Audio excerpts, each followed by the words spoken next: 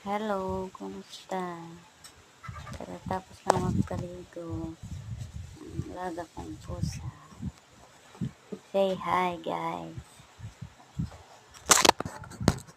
Ito yung ginagawa ko pagkatapos kong maglinis sa bahay.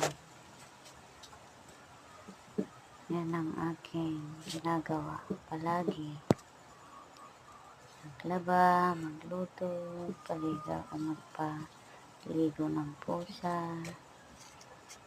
Yan ang pinakamatandang pusa na alaga namin, guys.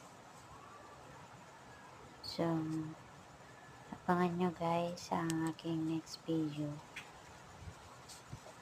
So, salamat sa panonood. Yes. Thank you. Please follow me guys on my Facebook page.